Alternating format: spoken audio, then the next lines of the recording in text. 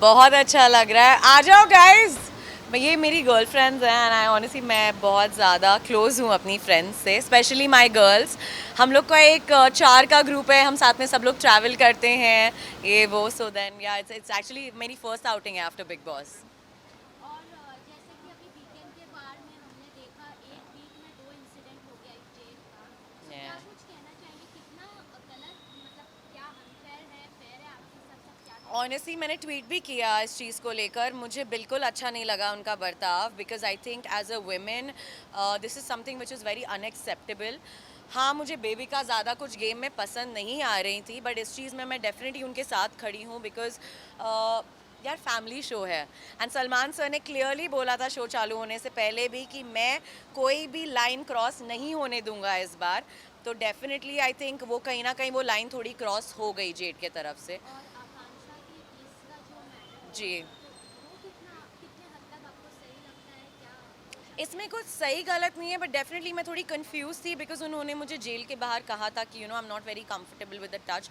But मेरी in fact उनसे बात भी हुई और उन्होंने वही कहा कि पलक कोई भी होता I would have done it, because मुझे टास्क को बहुत सीरियसली करना था उस चीज़ को, बिकॉज ऑब्वियसली वो नॉमिनेटेड भी थे। बट सर ने ये कहा था जी, कि वो टास्क नहीं लग रहा था यू वांट मतलब मुझे ऐसा लगा कि आकांक्षा की तरफ से डेफिनेटली वो टास्क था, बट जेड काफ़ी इंजॉय कर रहे थे उस किस को।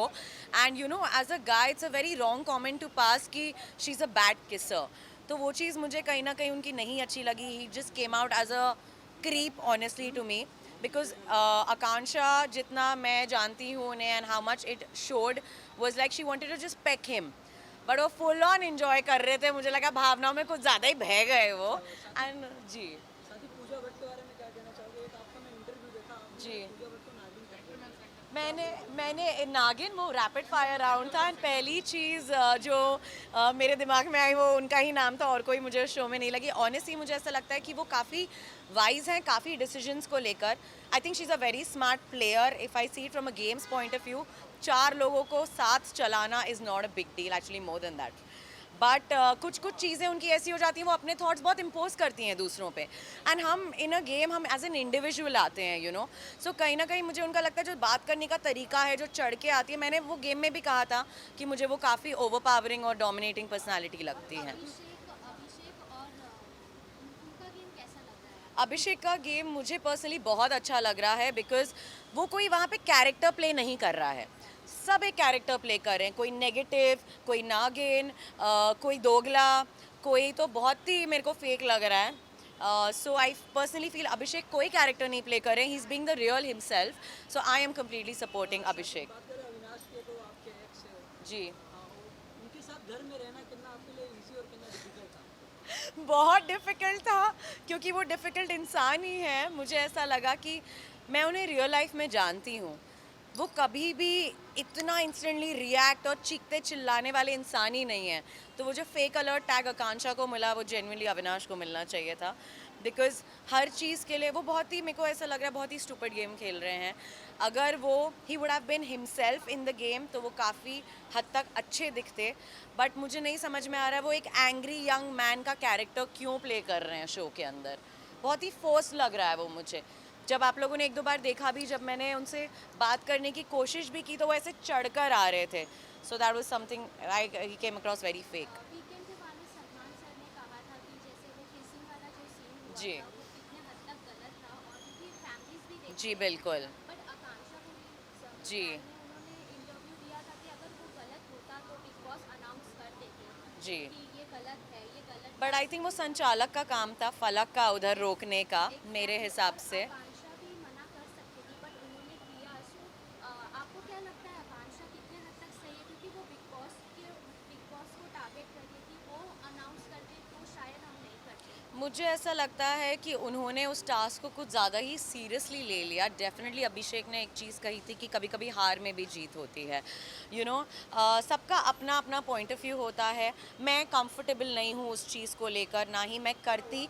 क्योंकि एट द एंड मुझे ऐसा लगता है कि शो के बाद भी आपकी लाइफ है and then you know it was not, but उनका ये मानना है कि उनने वेब सीरीज़ और फिल्म्स में भी किया है, मैंने नहीं किया है अब तक, सो मैं उतनी उस स्पेस में कंफर्टेबल नहीं हूँ। आई थिंक वो काफ़ी कंफर्टेबल होंगी शायद, क्योंकि वो नॉमिनेटेड भी थी, तो यू नो एक प्रेशर जो आ जाता है कि मैं नॉमिनेटेड हूँ तो शायद मुझे वन अप करना पड़ेगा अपना गेम, या टास्क में मुझे 100% देना पड़ेगा।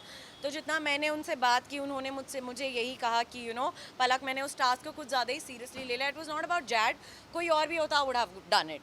सो at this point of time आपको क्या लगता है कि कौन बेस्ट प्लेयर है आपके हिसाब से, और कौन टॉप 3 में रहेगा एट दिस? मेरे लिए टॉप 3 अभिषेक हैं, मनीषा है, क्योंकि एंटरटेनमेंट उन्हें कोई बीट नहीं कर सकता उस घर में, फॉर श्योर। ये दो मेरे लिए टॉप 2 तो हैं ही। तीसरा किसको दूं यार, मेरे मेरे मैं थी टॉप 3 में यार, थर्ड पर्सन तो मैं थी, बड़ा मुझे मुझे कुछ समझ नहीं आ रहा और कोई नाम। तो अभी तो हमने आपको बिग बॉस में देख जी। लिया है, सो अभी कुछ अपकमिंग प्रोजेक्ट्स है या फिर हम डायरेक्ट आपको wild card entry? Wild card में तो डेफिनेटली मैं जाना चाहूँगी, बिकॉज काफ़ी अनफिनिश्ड बिजनेस रह गया है उस घर में, क्योंकि कुछ लोगों ने काफ़ी झूठ बोले हैं उस मंच पर, तो डेफिनेटली मैं उसी मंच पे वापस जाकर वो जवाब देना चाहूँगी। सबसे पहले आप जी बिल्कुल बिल्कुल बिल्कुल, लास्ट गए थे, कहीं ना कहीं मुझे ऐसा लगा कि काफ़ी कम समय मिला मुझे उस घर में अपने आप को प्रूव करने के लिए।